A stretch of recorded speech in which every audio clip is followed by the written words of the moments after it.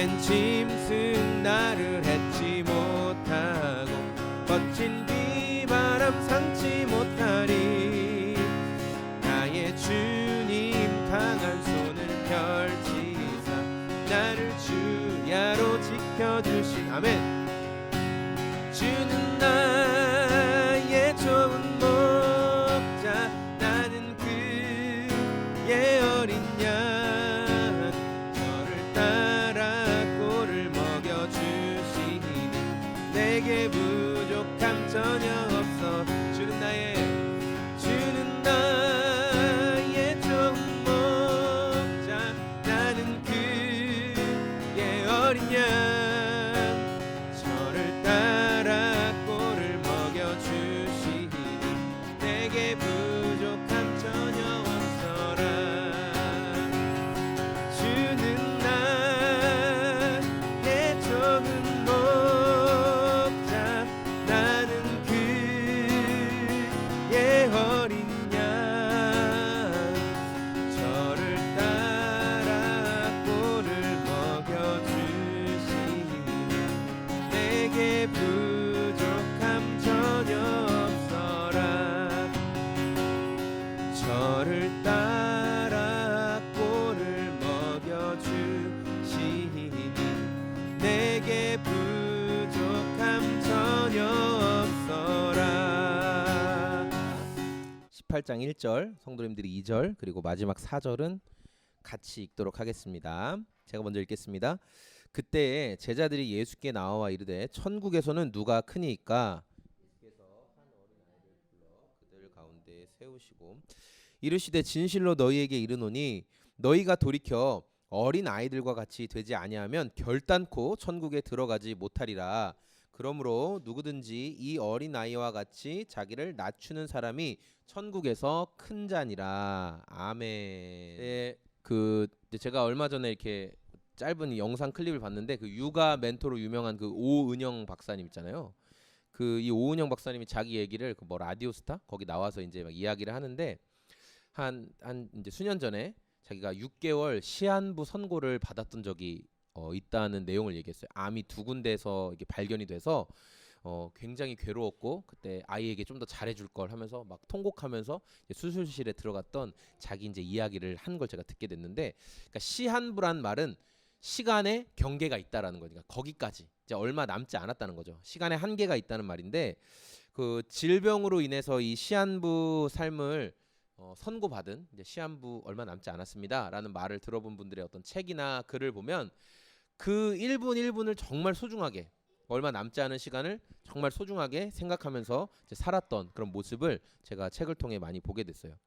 우리가 시간이 얼마 안 남았다는 것을 알면 어떤 행동을 하든 어떤 말을 하든 정말 조심하게 되고 아깝잖아요. 낭비할 수가 없으니까. 이제 그러한 태도를 갖게 되는데 우리가 오늘 살펴본 말씀에서도 보면 예수님이 이제 시한부 선고를 받으신 거예요. 큰 그림에서 보면 예수님이 이 땅에 오신 것은 살기 위해 온 게 아니라 죽기 위해 오신 거예요. 그러니까 이미 예수님 오실 때부터 시한부 삶이에요. 나는 죽기 위해 왔기 때문에. 그리고 또 한 가지 왜 시한부 삶이었냐면은 예수님께서 이제 내가 앞으로 이렇게 죽고 뭐 다시 부활할 거다. 근데 어쨌든 죽음에 대해서 말씀을 하셨어요. 근데 제자들은 그 말씀을 들으면서도 지금 어떤 상황이냐면은 천국에서 누가 크냐? 네가 더 예수님 앞에 공을 많이 세웠냐? 내가 더 공을 많이 세웠냐? 예수님이 장차 예루살렘에 이제 곧 들어가실 텐데 거기에서 누가 더 높은 자리에 올라가냐? 네가 총리가 될 거냐? 네가 부총리가 될 거냐? 그 싸움을 계속 하고 있는 거예요. 예수님 입장에서 굉장히 답답하시겠죠.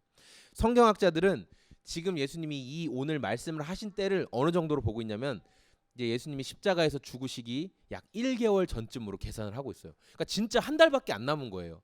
예수님이 하늘로 이제 죽으시고 하늘로 올라가시기까지 정말 얼마밖에 안 남은 시간이었는데 제자들은 예수님이 떠나가시면 어떤 사명을 감당해야 하냐면 이 땅에서 교회를 세우고 교회가 되고 또 사람들을 그 복음 안에서 가르치고 교회로 세워가야 될 사람들인데 제자들은 정신 못 차리는 거예요. 그냥 누가 더 크냐.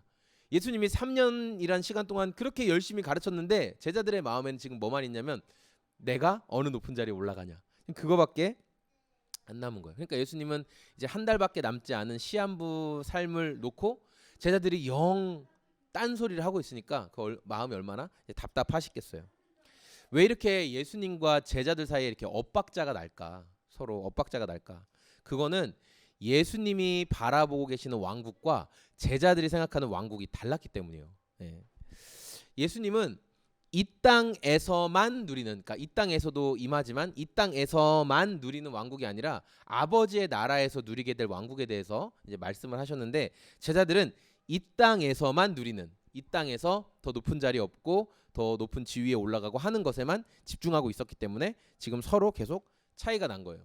오늘 말씀 직전에 우리가 지난주에 예수님이 성전세, 성전에 돈을 내는 것에 대해서 살펴봤잖아요. 예수님은 왕이시기 때문에 성전세를 낼 필요가 없죠.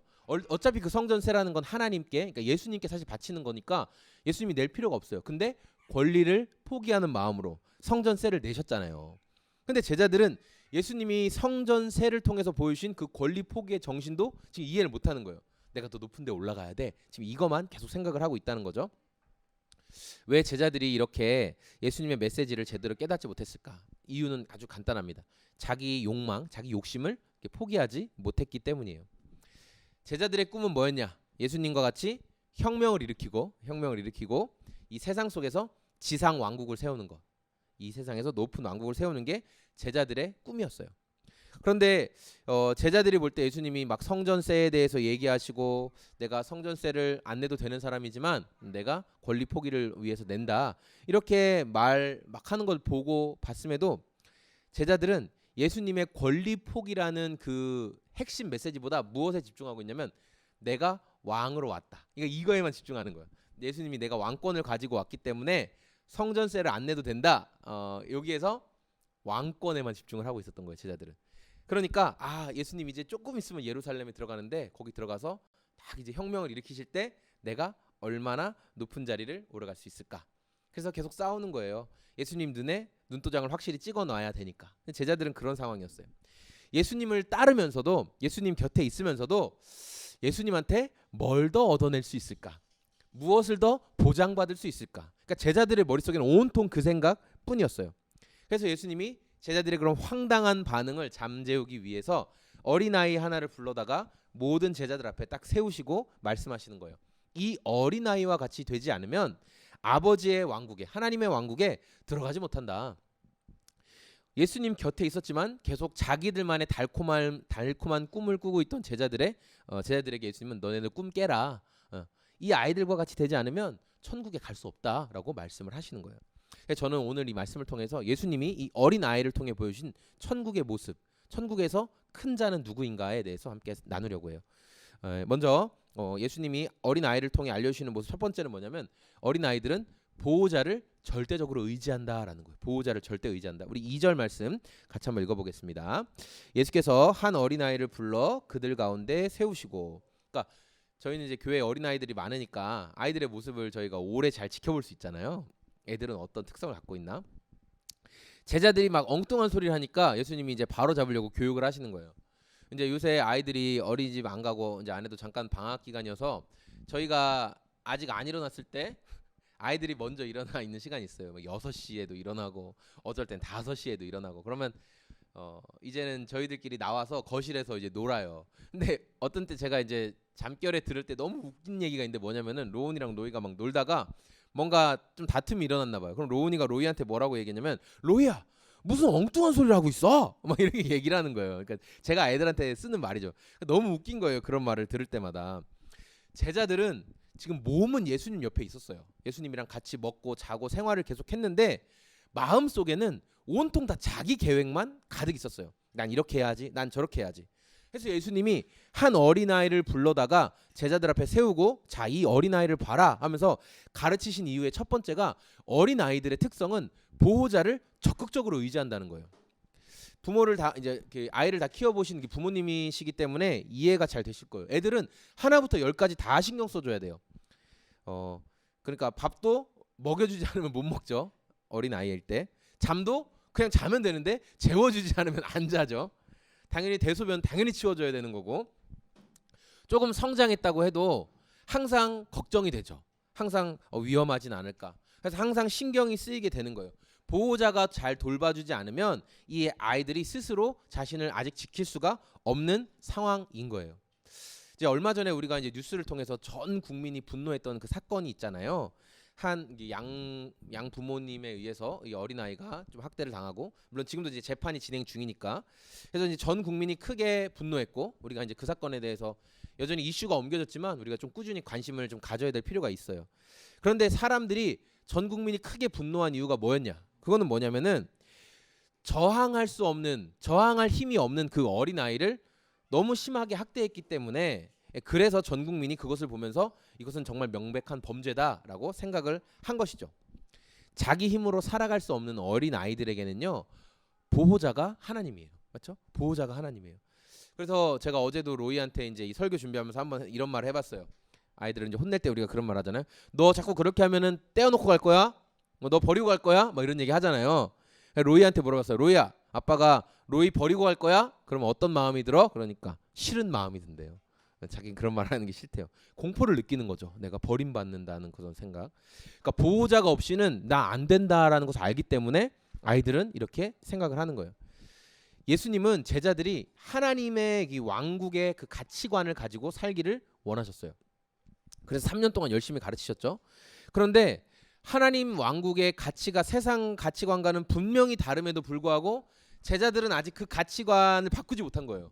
여전히 예수님 옆에 있으면서도 이 땅에서의 영광, 이곳에서의 높은 지위, 높은 명예에 계속 마음을 쓰고 있는 거예요. 그러니까 오직 그것이 전부인 것처럼, 우리가 추구해야 될 것이 오직 그것만인 것처럼, 어떤 과정이 아니라 나는 그걸 얻어야 돼. 예수님 옆에 있으면서 그 영광과 그 지위와 그 명성을 얻어야 돼. 그러니까 이 마음이 계속 가득했던 거예요.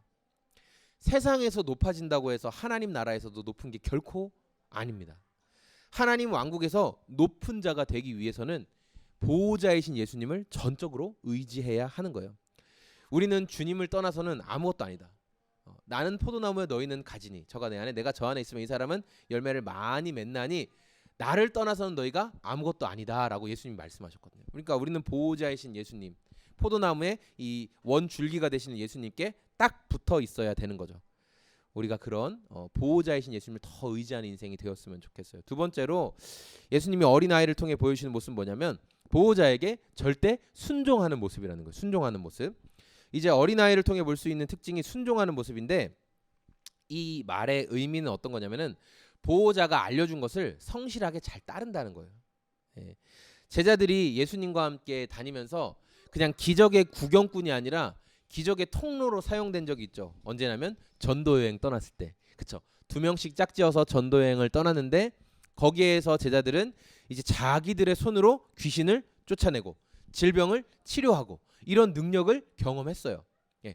근데 그때 예수님이 제자들을 전도여행 보내시면서 그런 기적이 나타나기 전에 어떻게 말씀하셨냐면은 너희들 이제 전도여행을 너네 둘씩 떠날 건데 주머니에 여행 여비도 많이 챙기고 옷도 여러 벌 가져가고 너희 몸을 지킬 무기도 가방도 잔뜩 챙겨라, 이렇게 말씀하시지 않았죠. 예. 지팡이도 2개 챙기지 말고 여벌옷도 많이 가져가지 말고 아무것도 가지 말고 오직 주 예수의 이름으로, 예수 내 이름으로 가서 하나님의 나라 가까이 왔다고 전해라. 너네가 거저 받았으니 거저 그 능력을 실천해라. 그래서 제자들이 두렵고 떨리는 마음이지만 예수님의 이름만 의지하고 실제로 갔더니 거기에서 놀라운 능력이 나타났어요. 그런데 우리가 바로 몇 주 전에 살펴봤던 그 변화산 아래에서 귀신 들린 아들을 데리고 온 아버지. 그래서 남아있는 9명의 제자들에게 내 귀신 들린 아들을 고쳐주세요 했더니 제자들이 고쳤어요? 못 고쳤어요? 못 고쳤죠. 예. 그때는 이미 제자들의 마음 가운데 예수님만 의지하는 게 아니라 다른 것들이 복잡하게 자리하고 있었어요. 아, 내가 여기서 이렇게 좀 능력을 보이면 조금 더 좋은 점수를 얻지 않을까. 그러니까 이런 마음이 가득했다는 거예요. 예수님의 가르침에 순종하기보다 내 생각과 내 계획이 앞선 삶을 살고 있다면 우리는 하나님의 왕국과는 사실은 상관없는, 관계없는 삶을 살고 있다는 것을 우리가 좀 돌아봤으면 좋겠어요. 그리고 어린아이가 보호자의 가르침에 적극적으로 순종하듯이 우리도 주님의 가르침에 적극 순종하는 우리 소금제작소의 성도님들이 되었으면 좋겠어요. 예수님이 어린아이를 통해 가르치시는 마지막 가르침은 뭐냐면 보호자의 말을 있는 그대로 믿고 받아들이는 특성이 있다는 거예요. 어린아이는 3절 말씀 우리 같이 한번 읽어보겠습니다. 이르시되 진실로 너희에게 이르노니 너희가 돌이켜 어린 아이들과 같이 되지 아니하면 결단코 천국에 들어가지 못하리라. 아멘. 어린 아이들의 특징은 보호자가 한 말에 대해서 복잡하게 생각하지 않는다는 거예요.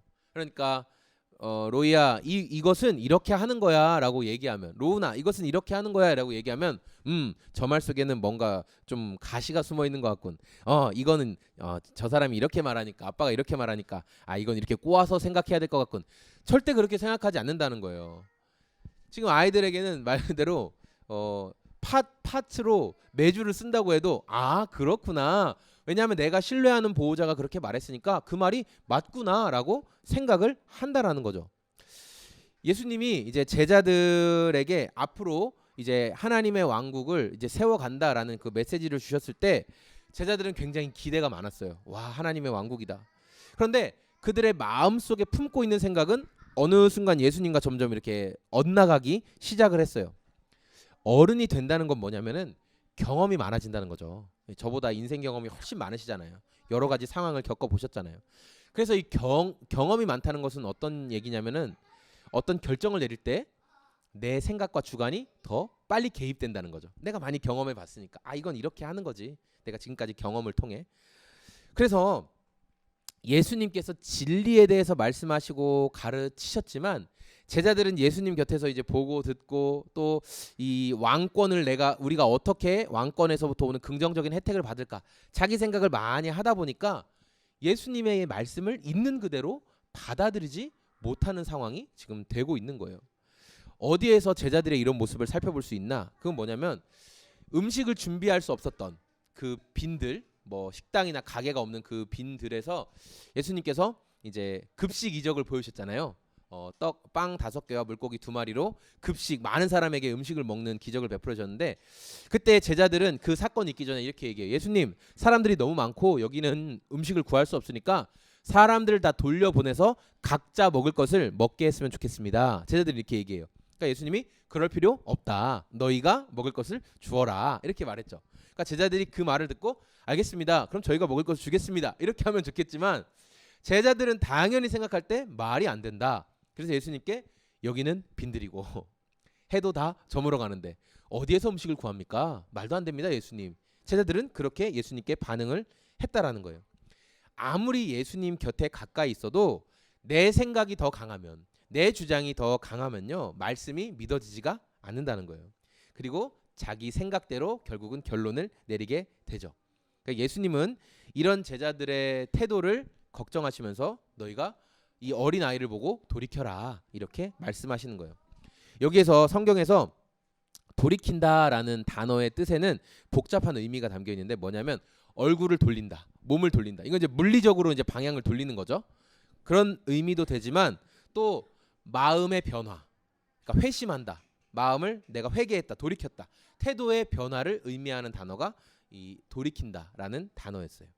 그러니까 예수님은 제자들이 자기 생각이 앞서고 주님의 뜻보다는 나의 다른 꿈을 꿈꾸고 있는 그런 상황을 보시면서 너희들의 마음, 너희들의 그러니까 생각과 그리고 행동까지 돌아서야 한다라고 말씀을 하신 거예요. 그렇게 생각과 마음이, 태도가 돌아선 사람만이 하나님의 왕국에 들어갈 수 있다라고 말씀하셨죠.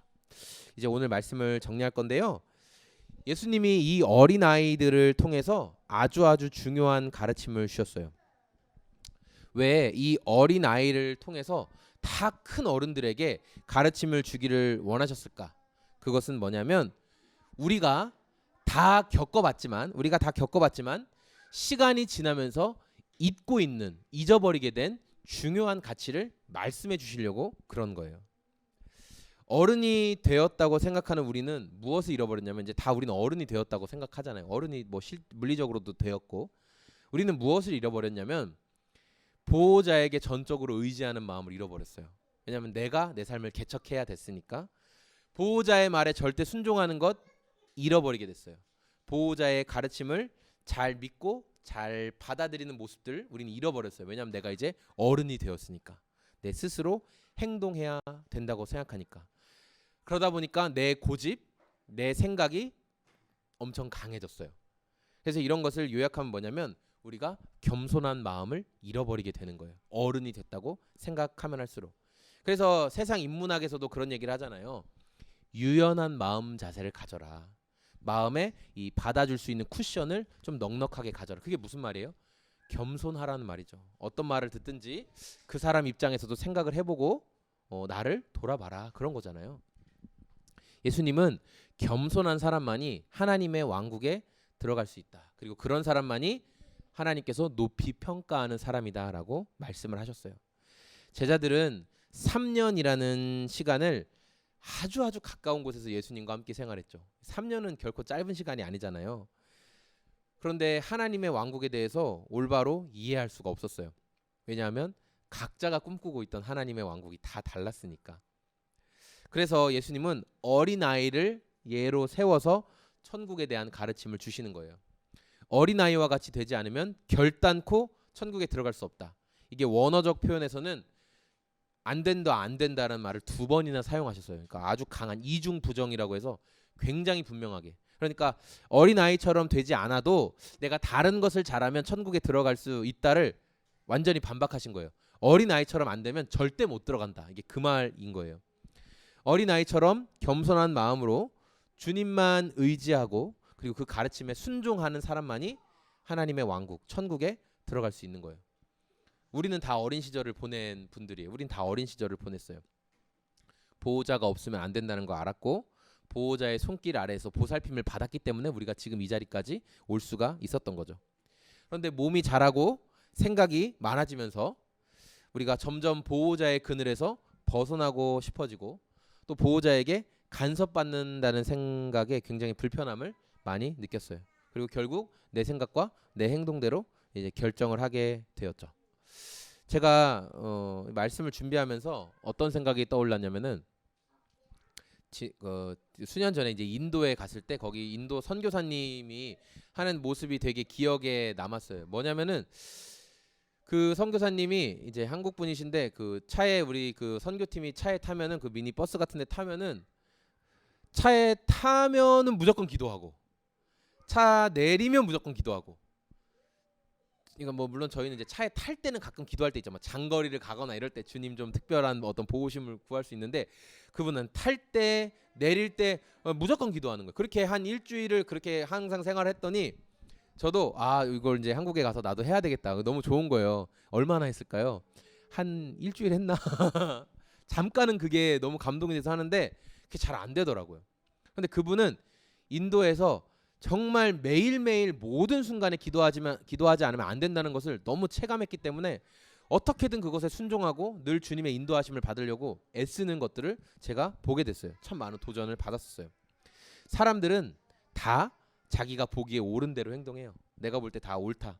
저 스스로를 봐도 그렇고 아이들을 봐도 그런 생각이 들어요. 이제 벌써부터 이제 로이 같은 경우는 말을 워낙 잘하니까 제가 이거 이렇게 했잖아라고 얘기하면 막 변명이 수백 가지예요. 얼마나 빨리 변명을 하는지 몰라요. 내가 틀렸다고 생각하면 변명이 안 하겠죠. 이렇게 당신이 이렇게 해서 틀린 것 같아요라고 얘기하면 제가 틀린 것 같습니다. 인정하면 논쟁이 생기지 않아요. 그런데 내가 안 틀렸으니까 내 말이 맞으니까 아니야 네가 틀린 거야 그러면서 서로 논쟁이 이제 생기는 거죠. 우리가 사람 사이엔 논쟁할 수 있습니다. 사람과 사람 사이에서 뭐 논쟁이나 분쟁이 일어날 수 있지만 중요한 건 우리가 기억해야 될 건 뭐냐면 우리가 하나님과 관계 속에서는 논쟁이 일어날 수가 없는 거예요. 하나님과는 우리가 논쟁할 수 없어요. 왜냐하면 하나님은 언제나 옳은 분이기 때문에 그분이 그냥 진리예요. 그래서 우리는 그분을 따르며 배워가는 거예요. 제자들은 예수님 하나님의 왕국이 이 땅에서 세워지고 지상에서만 세워지고 이곳에서만 달콤한 권세를 누릴 것에 대한 기대를 가졌어요. 그러나 예수님은 그게 헛된 꿈이다. 빨리 꿈 깨라. 이렇게 말씀하셨죠. 오늘 우리에게 주신 이 말씀을 우리가 좀 마음 깊이 생각하면서 우리의 지금까지의 신앙생활을 좀 돌아봤으면 좋겠습니다. 신앙의 어른인 척, 내가 이제 좀 신앙생활도 잘하고 연수도 오래됐고 내가 좀 잘 알아. 그러니까 이런 마음대로 살면 다 자기 보기 옳은 대로 결정하고 행동하거든요. 그런데 우리가 어린 시절 처음에 그러니까 어린 시절이라고 하면 처음에 예수님에 대해서 듣고 믿었을 때 보호자를 전적으로 의지하던 그때를 생각하면서 이 어린 아이와 같은 마음으로 끝까지 우리 주님을 따르는 저와 소금 제작소의 모든 성도님들이 다 되시기를 말씀으로 권면드립니다.